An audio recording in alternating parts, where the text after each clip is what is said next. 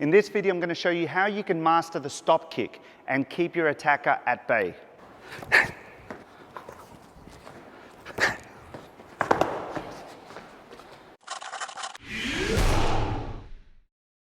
Okay guys, when mastering the stop kick, it's all about working with distance. Okay, so when you're on your guard and you have the opponent right in front of you, if you want to keep that attacker away from you, that attacker, you want to keep them at bay, the best thing you can do is use your front kick and then just keep the distance that way. So every time you see them approach you, coming towards you, you want to just make sure you're using that lead leg. And for people out there in the Wing Chun community, guys, you see this kick all the time when you work on the second form, the Chum Q form. But for some reason, most Wing Chun people don't use the kick, or at least they don't know how to apply it. When executing the technique, still protect your face because you don't know how fast the opponent is if he can reach your face as you're executing the kick.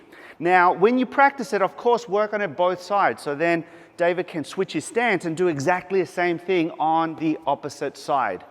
All right, now, for the second kick I want to show you in this video.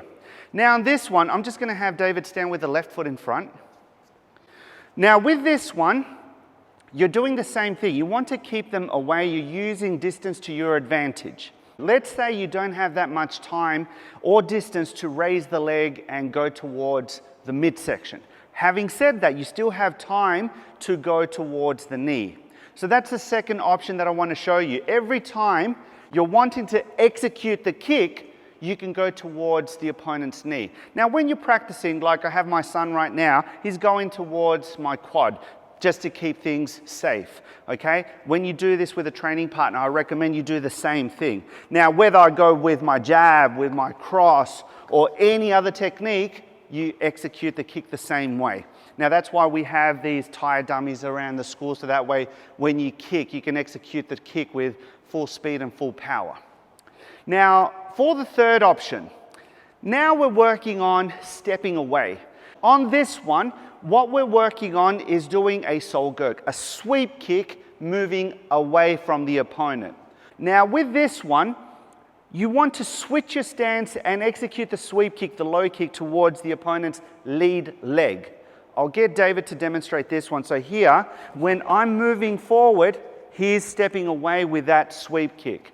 All right, so I'm moving forward, he's stepping away and doing the sweep kick. Now, once again, I'm having him just brush the foot towards the quad because it's a lot safer than if he just goes towards my knee. Now, I know that a lot of people in the Wing Chun community don't know or don't practice this sweep kick, at least the way we do it in Applied Wing Chun. Now, just to keep things clear, right, so there's no misunderstanding. The reason why we have our students spin once you execute the kick is because, just put your guard up. Now, if I do the sweep kick and I land here, now I'm in a vulnerable position where the other person can easily take my back, kick, attack, whatever. So anytime you're kicking, if you manage to go through with your foot, instead of staying here, you need to spin and cover the area you're exposed.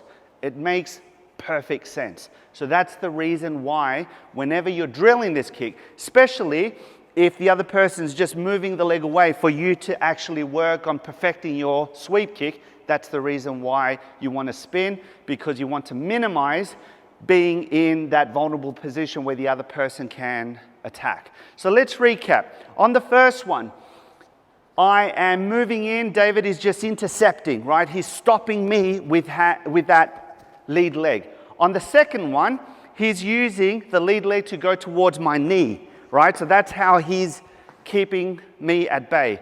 On the third one, I go in, boom, he's doing that sweep kick just to make sure that he's safe, moving away, but still keeping that safe distance. So guys, that's it for today's video. If you haven't checked out my previous one, I'll post a card up here so you can check it out. And that's it for today, guys. Thank you so much. I'll see you in the next one.